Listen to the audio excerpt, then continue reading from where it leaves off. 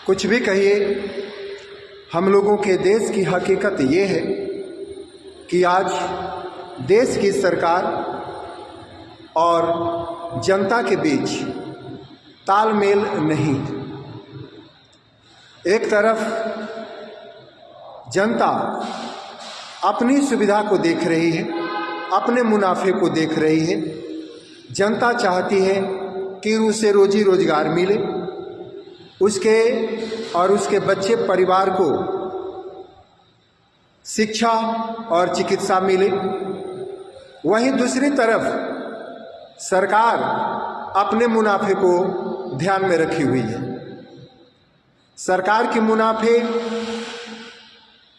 सरकार में नेताओं के वेतन से मतलब नहीं है, मतलब उस मुनाफे से है जो देश हित को ताक पर रखकर केवल निजी स्वार्थ के लिए या पार्टी के लिए या संगठन के लिए गलत से भी गलत कार्य करके धन उगाही की जा रही है।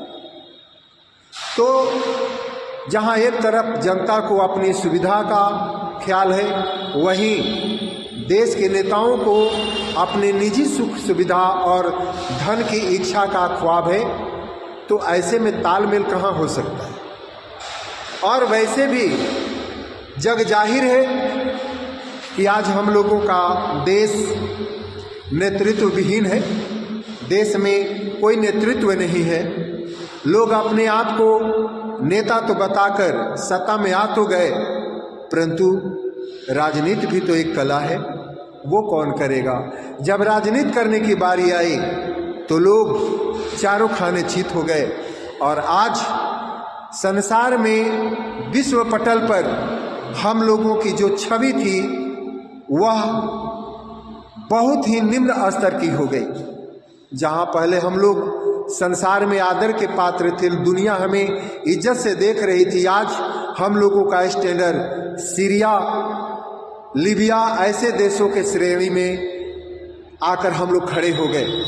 और इसके पीछे एक ही कारण था, देश का नेतृत्व विहीन सरकार, नेता विहीन सरकार, वैसा सरकार जिसमें कोई नेता ही नहीं।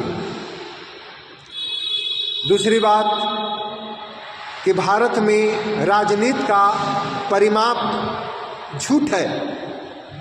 आज हम लोग यही जानते हैं कि जो सबसे बड़ा झूठा है वो सबसे बड़ा राजनीतिबाज है। आप लोग अपने गांव घर में भी देखिएगा, किसी का बच्चा अगर कोई झूठ बोलता है, इधर उधर की बातें करता है, इधर उधर का काम करता है, तो उसको लोग नेता मानते हैं, कहते हैं कि बहुत चालाक है, नेता है, राजनीति जानता है। भाई, अगर झूठ बोलना राजनीति होता तो दुनिया गांधी जी को महात्मा गांधी नहीं कहता।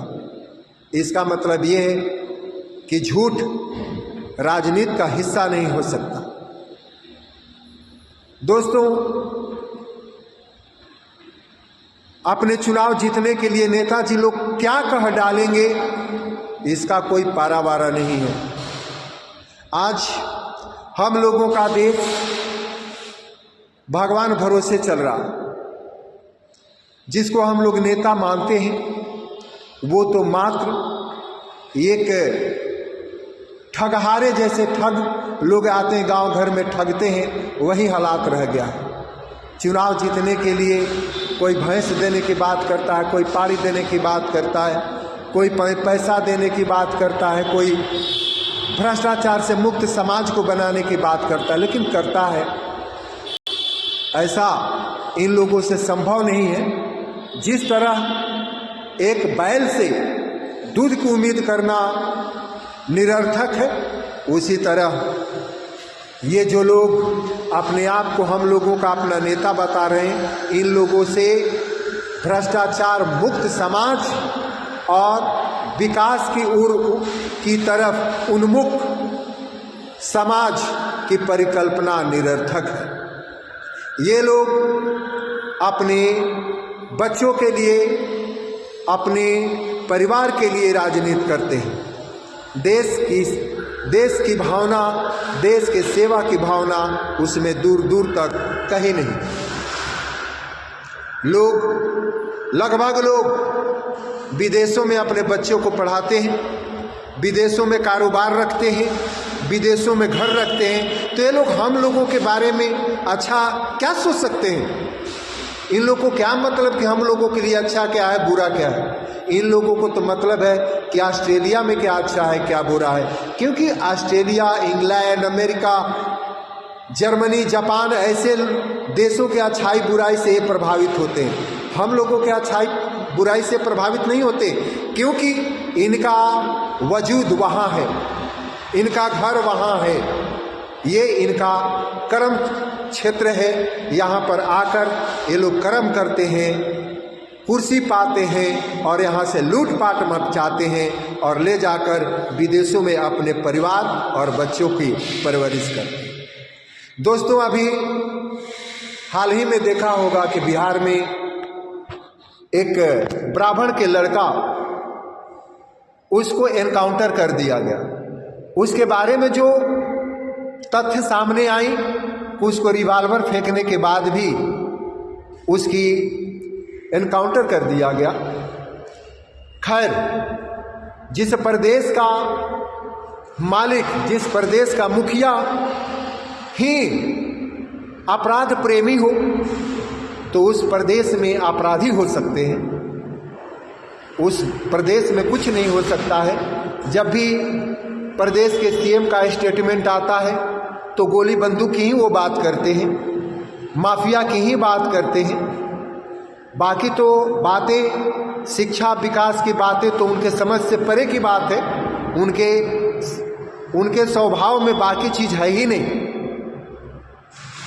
दोस्तों, उसमें मैंने एक ही बात सोचा कि अगर वो लड़का अपनी समस्याओं का विवरण लिखित रूप में सरकारी कार्यालयों को और पदाधिकारियों को दिया था, लेकिन ये पदाधिकारीगण उसके बातों पर ध्यान नहीं दिए। और देंगे क्यों भाई? हम लोगों के देश में जब तक फजीहत नहीं होती है, जब तक आंदोलन नहीं होता है, तब तक एक नली और गली नहीं बनता है। और रही बात कंप्लेंट डालने की, तो थाना हो चाहे ब्लॉक हो या सचिवालय, कहीं भी करोड़ों करोड़ की संख्या में फाइलें पड़ी रहती हैं, कागज पड़े रहते हैं। ध्यान कौन देता है? लेकिन एक बात कहूँगा, उस लड़का के हत्या में सरकार सरासर दोषीवार है। अगर उस लड़का के उस आवेदन पर वो पदाधिकारी लोग अगर अमल किए होते तो उतनी बड़ी घटना नहीं घटती। परंतु हम लोगों के जो बिहार की सरकार है, उसे दबंग बनने का इरादा है। एक और बात ध्यान में ला दूं कि जो बिहार के मुख्यमंत्री हैं, उनको यही हार्दिक इच्छा है कि लोग मुझे बुलडोजर कहें। मुझे यूपी के मुख्यमंत्री योगी आदित्यनाथ के जैसा इनकाउंटर माहिर, बुलडोजर, हाइड्रा, सांड जैसे शब्दों से मुझे संबोधित करें। इनकी यह एक महत्वाकांक्षा है। शायद इसीलिए अपने प्रदेश में ताबड़तोड़ बुलडोजर भी चला रहे हैं, हाइड्रा भी चला रहे हैं, जेसीबी चला रहे हैं कि लोग इन्हें ऐसा कहे। परंतु ये भूल गए कि जिस कुर्सी पर ये बैठे हैं, वो उस कुर्सी को नीतीश कुमार छोड़कर गए हैं। वो नीतीश कुमार जो आज अगर आकलन किया जाए तो एक भी नेता नहीं है जो नीतीश कुमार का सामना कर सके, चाहे वो कोई प्रदेश हो या दिल्ली हो। नीतीश कुमार एक स्वभाव से नेता थे। बाकी तो इसमें हम ये भी देख रहे हैं कि अपराधी। दोस्तों, एक युग था जब देश आज़ाद हुआ तो देश के हर नेता अपने आप को गांधी जी बनने की कोशिश कर रहे थे। टोपियां पहन रहे थे, खादी वस्त्र पहन रहे थे। लोग ये साबित करना चाहते थे कि लोग मुझे भी गांधी जी के जैसा जाने। लेकिन आज के मुख्यमंत्री लोग वो सच्चे मार्ग नहीं, उनको चाहिए दबंग। हम गोली मार देंगे, घर ढा देंगे।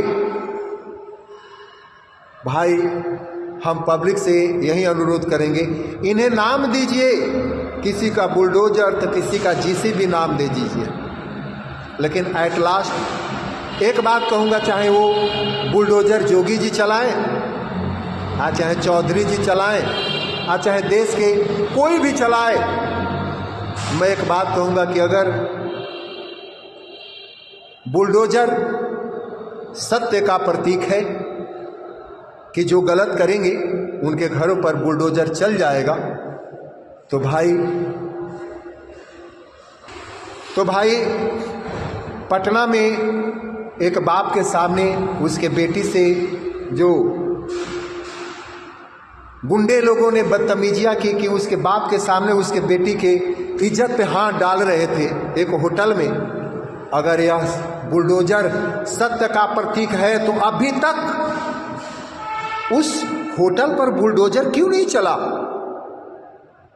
बुलडोजर पहचानता है कौन अमीर है, कौन गरीब है। अगर बुलडोजर सत्य और असत्य से परे होकर अगर अमीर और गरीब पहचानने लगा, तो चाहे बुलडोजर के मालिक जोगी जी हो, चाहे भोगी जी हो, चाहे रोगी जी हो, इसका मतलब कि सत्य के मार्ग पर बुलडोजर नहीं है, भेदभाव के मार्ग पर बुलडोजर चलता है। दोस्तों, एक बात और सुने होंगे कि राम जी के मंदिर से न केवल पैसे गायब हुए चढ़ावा के, बल्कि सोने चांदी के जो पत्थर आए थे मंदिर में लगाने के लिए, वो सब भी गायब हो गया। सरकार का एक कुछ भी घटनाएं घटती है, सरकार एक ही चीज कहती है, जांच चल रही है, जांच चल रही है। अगर सरकार उस पे जांच कर रही है तो सरकार हम सबको चुतिया बना रही है। उतने बड़े बड़े पोस्ट पर लोग मंदिर में बैठे हुए हैं, वो सब हम लोगों के जैसे आम आदमी नहीं है।